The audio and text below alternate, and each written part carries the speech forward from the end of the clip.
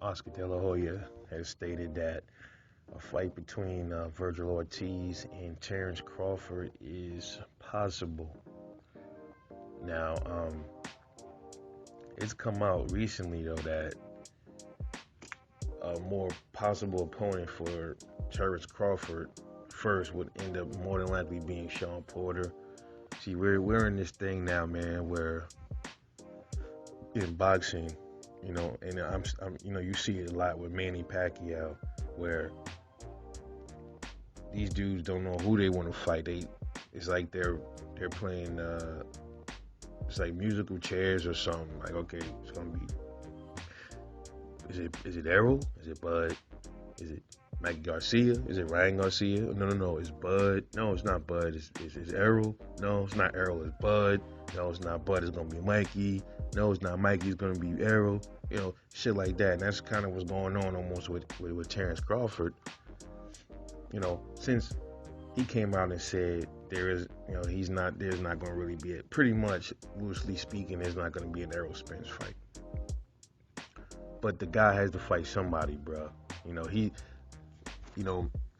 Maybe instead of worrying about how many fighters Canelo fought on his record, man, maybe he need to be more focused on who he's going to be fighting next instead of worrying about, Canelo Alvarez and who he's fighting or who his past opponents were. So a fight between Vergil, like I said before, but between Vergil and Terence Crawford is a good scrap. It's going to be dangerous for both of these fighters for different reasons. But I got Terence Crawford still winning that fight right now at least. But if Oscar feels like his guy is ready for that, then why not? A lot of people see holes in Terence Crawford's game. I've been saying, for a long time, like I think Errol's a little nervous. I think Errol Spence is nervous when it comes to Bud. When it's just something about him, just giving some kind of nervous energy. But at the same time, I'm like, I think Errol beats Bud. So I don't really understand what Errol's worried about. If that's what the issue is, I think Errol edges Bud out. I do. But Oscar De La Hoya, he feels like, Vergil is ready. And Vergil, he came out and said he don't think he's ready. He said, well, he didn't say it in those words. He said, well, he doesn't care if he's ready or not. He just wants to fight. That's something that, he should have kept that to himself, because now people are going to say, well, maybe he doubted himself going into that fight. And, boxing is a mental game. So if you don't think you can beat somebody, you go in that ring, you really gonna lose. And you gonna lose badly. It can go really bad for you in there if you're not mentally strong. You can be physically strong, but then if your mental ain't there, you ain't gonna win. That's just what it is. But I think Vergil Ortiz still gives Bud a run for his money, even though I think he loses.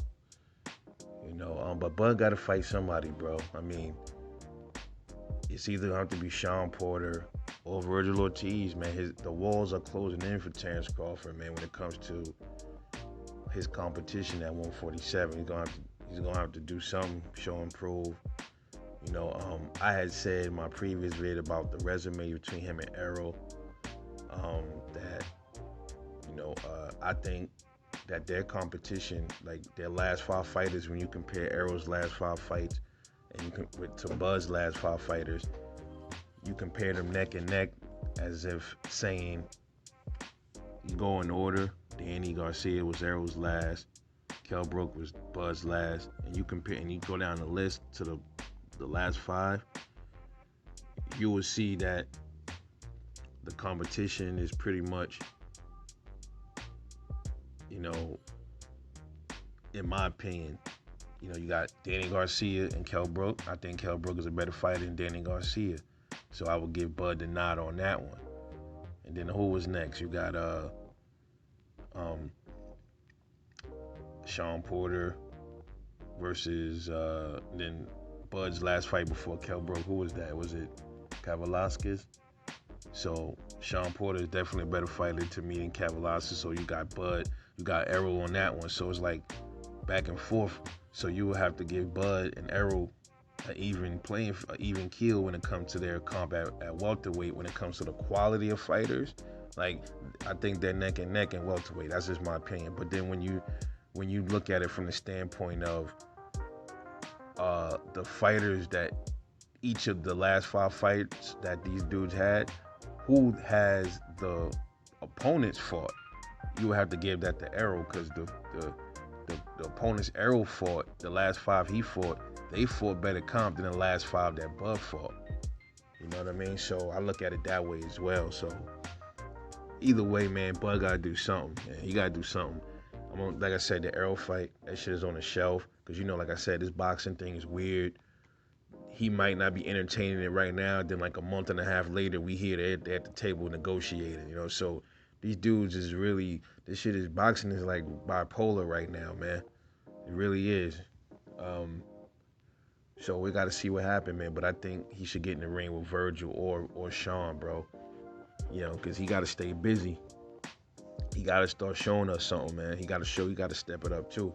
He going to step it up a little bit more than what he doing, man. I want to see more out of him. I think my honest opinion on it, I think Bud just trying to like coast through the division and get those easy checks, man. That's what it's looking like. And I'm starting to think that he really never even wanted to fight Errol. I'm starting to think that both of them never even wanted to fight each other. I'm thinking, like I said, they got these belts and then their promoters come into play. They got these belts and then now they just picking and choosing their fights and, you could say Errol was doing the heavy lifting and stuff like that, but at the same time, man, you can get on both of their asses for a lot of shit, Bud and Errol, man. You can get on Bud for saying he not entertaining the Errol fight no more, but you were chasing Manny way longer than you were chasing Errol, and you still chasing after Manny, and he don't even got a belt, so, and then on the Errol flip side, on Errol, you'd be like, yo, Errol, you said once Bud get the belt, you was gonna make it happen, then when they get the belt, y'all like, then you talking other shit. So I see real weird shit from both of them, man. But let me know what you think about De La Hoya saying that Vergil Ortiz in a Crawford fight is definitely something that he's entertaining and looking into. Get back to me, like and subscribe. I'll catch you guys on the next vid. Peace.